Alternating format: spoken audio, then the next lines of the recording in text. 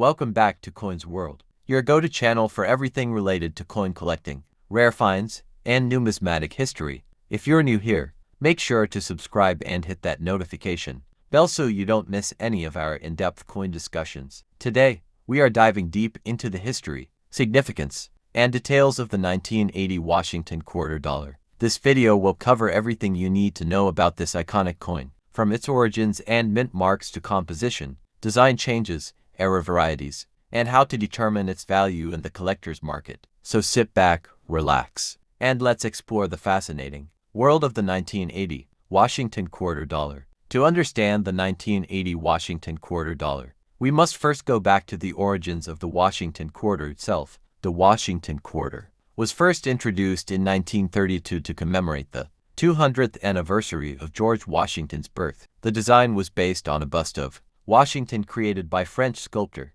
Jean-Antoine Houdon in 1785. This design was chosen through a competition held by the United States Treasury, and the winning design was created by John Flanagan. Since its inception, the Washington quarter has undergone several changes, but the 1980 version still features Flanagan's original obverse and reverse designs. Now let's talk about the specifications of the 1980 Washington quarter dollar. This coin has a diameter of 24.3 millimeters and a weight of 5.67 grams. It is composed of a copper nickel clad, which consists of 75% copper and 25% nickel over a pure copper core. This composition was introduced in 1965 as a response to rising silver prices, replacing the 90% silver quarters that were produced before this time. The clad composition continued into the 1980s, making the 1980 Washington quarter a part of the modern clad series. Moving on to the mint marks,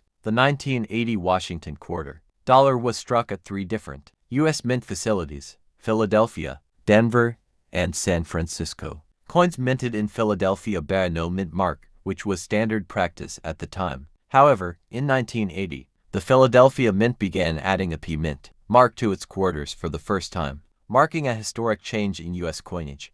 This means that for collectors, the 1980 P Washington quarter is the first of its kind to feature a Philadelphia Mint mark. Quarters struck at the Denver Mint carry the D Mint mark, while those produced at the San Francisco Mint bear the S Mint mark. The San Francisco Mint primarily produced proof quarters in 1980, meaning these coins were struck with extra care, using polished dies and specially prepared plankets to create high-quality, mirror-like surfaces intended for collectors. Now let's take a closer look at the design. The obverse of the 1980 Washington quarter features John Flanagan's portrait of George Washington. The word Liberty is inscribed above Washington's head, while the motto "In God We Trust" appears to the left of his profile. Below Washington's chin is the date 1980, and the mint mark is located just behind his ponytail, near the rim of the coin. The reverse of the coin features an eagle with outstretched wings, clutching a bundle of arrows, with 2 olive branches below. The inscription "United States of America" is at the top,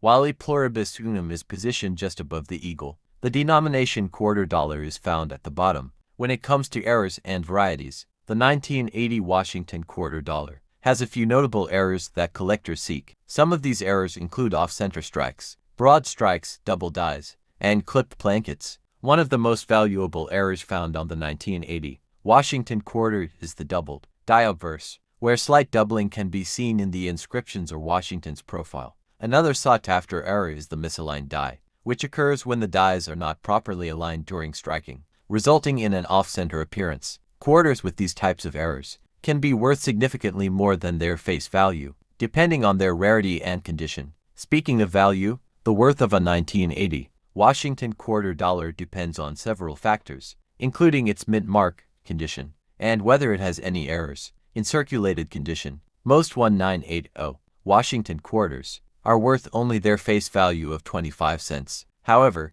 in uncirculated condition, these quarters can be worth anywhere from a few dollars to over $100, depending on their grade. Coins graded MS-65 or higher by professional grading services, such as PCGS or NGC, are highly desirable among collectors. Additionally, proof versions of the 1980 Washington quarter, particularly those with deep cameo contrast, can be worth even more. To determine the value of your 1980 Washington quarter, it's essential to consider its condition. Coins are graded on the Sheldon scale, which ranges from 1 to 70, with 70 being a perfect, flawless coin. Coins with high grades and no visible wear are much more valuable than those that have been in circulation. If you believe you have a high-quality or rare quarter, it may be worth sending it to a professional grading service for authentication. The 1980 Washington quarter dollar remains an important coin in U.S. history. Although it is a common coin in circulation, it marks a significant milestone with the introduction of the P mint mark on Philadelphia quarters. Additionally, its role in the transition from silver to clad coinage solidifies its place in numismatic history. Whether you are a casual collector or a serious numismatist, understanding the details of the 1980 Washington quarter can help you appreciate its significance and potentially uncover valuable coins in your collection. That concludes our deep dive into the 1980 Washington quarter dollar. I hope you found this information helpful and informative. If you enjoyed this video, don't forget to like, comment, and subscribe to Coins World for more numismatic content. Let me know in the comments if you own a 1980 Washington quarter, or if you've come across any rare errors in your collection. Also, hit the notification bell so you don't miss our future videos on rare and valuable coins. Thank you for watching, and I'll see you in the next video.